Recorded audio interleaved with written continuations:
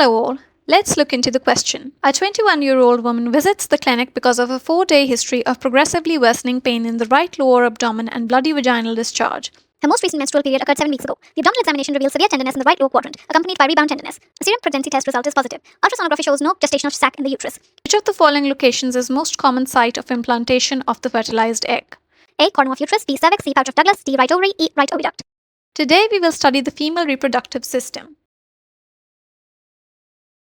As seen in the image on the right, the female reproductive viscera include ovaries, fallopian tubes, uterus, cervix, vagina, and external genitalia. You can be tested on the histology of the reproductive tract, so know that the ovary is lined by a simple cuboidal epithelium. The fallopian tubes are lined by a simple columnar epithelium with cilia, the uterus by a simple columnar epithelium. Cervix is divided into 3 zones, the endocervix, transformation zone, and the ectocervix. Each is lined by a unique epithelium.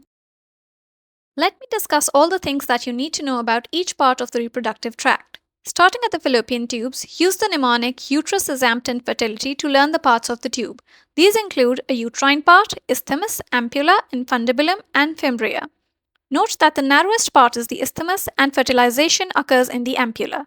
Hysterosalpingography uses a special X-ray procedure called fluoroscopy that is used to view the inside of the uterus and fallopian tubes.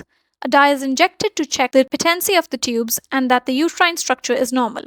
The dye may leak out of the patent tubes into the abdominal cavity, which is a normal finding. A relevant clinical to this part is ectopic pregnancy. Ectopia implies that implantation of the embryo can be anywhere other than the uterus. It can be in the ovaries or abdominal cavity, but most common location is the ampulla of the uterine tube or oviduct. The most common risk factor is a previous ectopic pregnancy. It presents with abdominal pain, vaginal bleeding, and cervical motion tenderness, along with low blood pressure.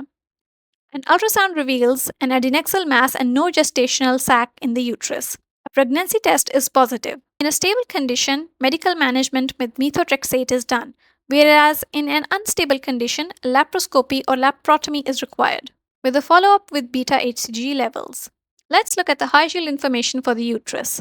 The uterus lies in an anteverted and anteflexed position. It has 3 layers, the endometrium, myometrium, and the perimetrium. The endometrium is the innermost layer with the stratum functionalis and the stratum basalis. The stratum functionalis sheds during menstruation. The myometrium is the middle muscular layer and is involved in contraction. The perimetrium is the outermost serous layer, continuous with the peritoneum for protection. I will be discussing the various ligaments involved in anchoring the reproductive tract in a later video. The arterial supply is also important. The ovarian artery arises from the abdominal aorta and lies in the infundibulopelvic ligament, which is ligated during surgical procedures like oophorectomy. Ovarian torsion here cuts supply to the ovary. The uterine artery arises from the internal iliac artery and crosses the pelvic floor and lies in the cardinal or transverse cervical ligament. Ureter passes under the uterine artery. Ureteral injury may occur during surgery. Note the course of the uterine artery that the ureter passes under the uterine artery. Nerve supply to these reproductive structures include sympathetic supply from the T10 to L1 spinal segment and parasympathetic supply from the S2 to S4 segment. Here we look at the primary lymph nodes draining each of the reproductive structures listed.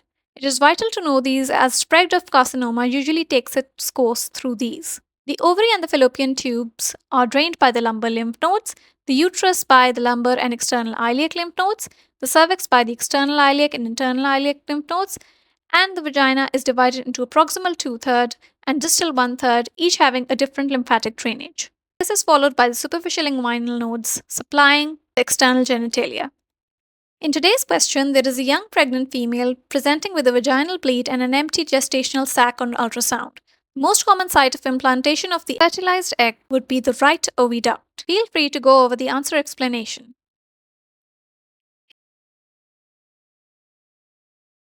Here is the key point.